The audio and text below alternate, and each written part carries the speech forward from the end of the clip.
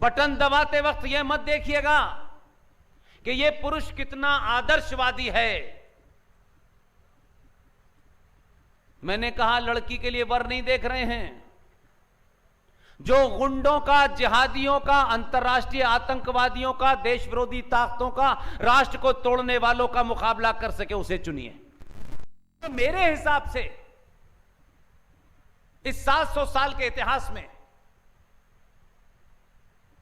मैं मानता हूं कि 2019 सनातनी इतिहास में बहुत ताकत के साथ दर्ज होगा। और इसके कुछ फैक्ट हैं जो मैं आपके सामने रखूंगा। 2014 के चुनाव में जो बदलाव हुआ, बहुत सारी चीजें कही जा सकती हैं। विदेशी अखबारों ने भी कुछ कमेंट लिखे। कुछ लोगों ने कहा यह गुस्से का प्रतीक है, सरकारों से गुस्सा होते हैं लोग, उस गुस्से में वोट दे देते हैं। कुछ हद तक यह बात सही हो सकती है, लेकिन यह भी सच है कि इन 70 सालों में आपके अस्तित्व को, आपकी आस्थाओं को, आपकी परंपराओं को इतने दूर तक नस्ते नाबूद किया गया कि आपके पास कोई रास्ता नहीं बचा। और आपने पहली बार 2014 में यादव, ब्राह्मण, ठाकुर, बनिया, अगड़ा, पिछड़ा, महादलित होके नहीं, पहली बार आपने हिंदू होके वोट दिया। और हिंदू होके वोट इसलिए नहीं दिया कि हम जिसको बिठा रहे हैं वो दूसरों को मार डालेगा, क्योंकि आपके पास कोई ऑप्शन ही नहीं था। इसलिए 2014 से बड़ा जो हमारा इतिहास रहा है, ये मुगल अपने आप नहीं आए थे, ये गोवा के अंदर पुर्तगाली अपने आप नहीं आए थे, हम लेके आए थे इनको। हमको किसी ब्राह्मण को पीटना है तो छत्री ने उन्हें बुला लिया, छत्री को पीटना है तो दलित ने बुला लिया। हमने दूसरों को बुलाया अपने लोगों को हराने के लिए, और वो समझ गए और फिर वो यहीं रह गए। इसलिए 2019 का ये इतिहास बताता है कि सनातनी, और खासतौर से हम लोग, क्योंकि हम सब जल्दी में हैं, रातों रात, एक रात के अंदर संविधान बदल जाए, एक रात के अंदर हिंदू राष्ट्र हो जाए। लेकिन जो मेरे भाई लोग कहते हैं बार बार कि भारत हिंदू राष्ट्र होना चाहिए, एक बार हिंदू होने का परिचय तो दो।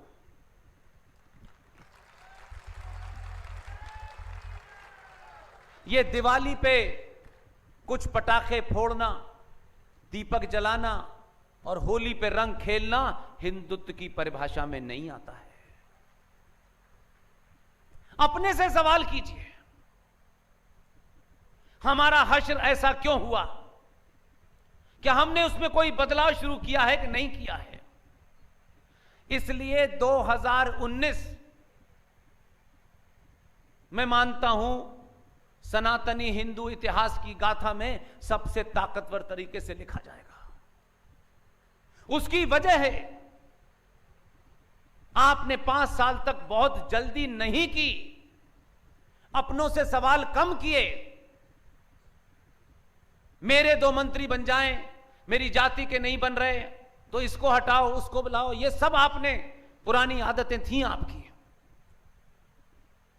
इसलिए 2019 का चुनाव भारतीय सनातनी इतिहास में एक बहुत बड़ा टर्निंग पॉइंट है। और जो सत्ता में जिन्हें बिठाया था, 2014 में जीतने के बाद उन्हीं के बारे में दुनिया के सबसे बड़े अखबार ने लिखा था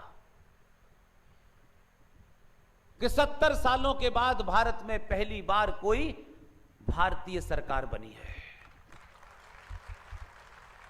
क्या भारतीय सरकार पहले नहीं थी?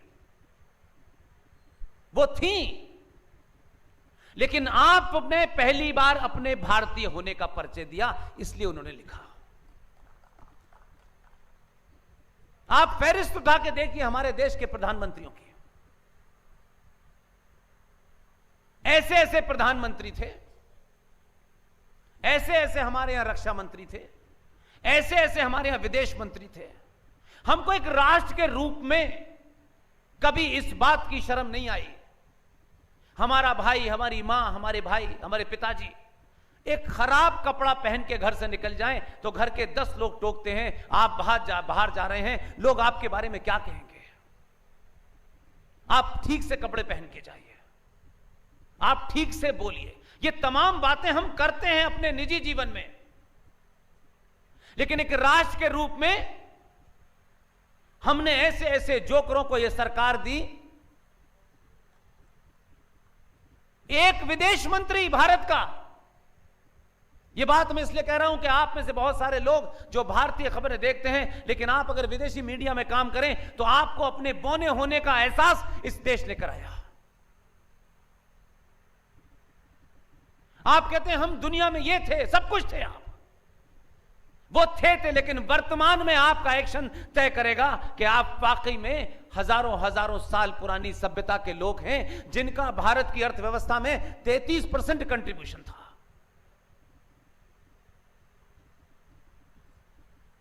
एक विदेश मंत्री भारत का, यह चोट शायद आपको न लगी हो, मुझे लगी हुई है, इसलिए सार्वजनिक मंचों से कहता हूं, विदेश मंत्री यूएनओ में गए, उनका नाम पुकारा गया, वो अपनी मेज से कागज लेके चले गए पढ़ने,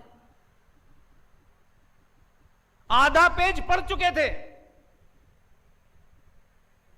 तब विदेश मंत्रालय का सेक्रेटरी भागा भागा गया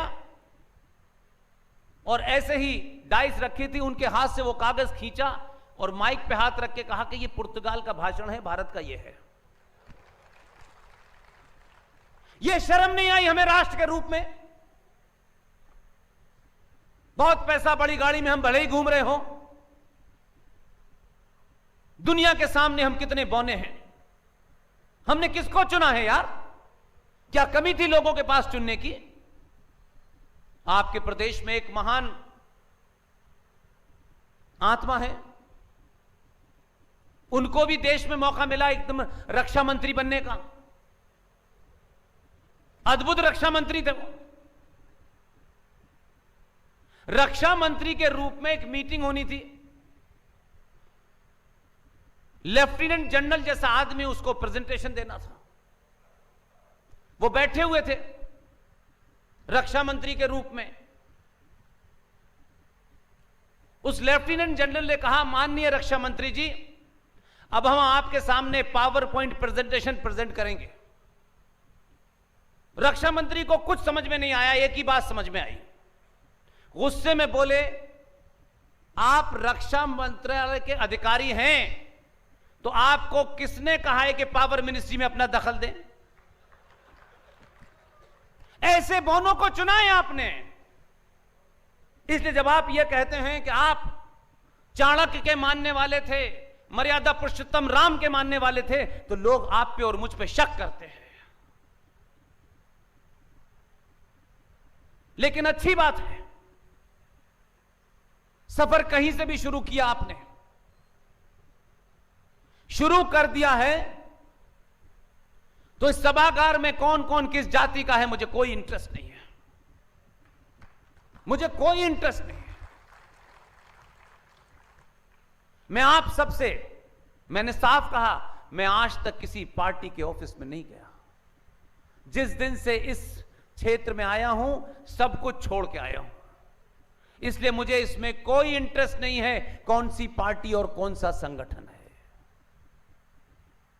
इसलिए मेरी कोई अपील किसी पार्टी, किसी संगठन, किसी व्यक्ति विशेष के लिए नहीं है। मैं सार्वजनिक मंचों से कहता हूं, आप 5 साल तक आपको ब्राह्मण ठाकुर बनिया जो रहना है रहिए। एक पुरानी लंबी बीमारी है, इतनी आसानी से जाएगी नहीं। 5 साल में सिर्फ एक दिन मांगता हूं मैं, एक दिन।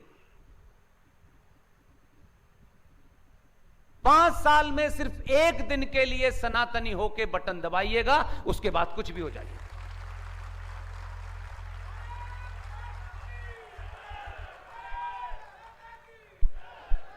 बटन दबाते वक्त यह मत देखिएगा कि यह पुरुष कितना आदर्शवादी है।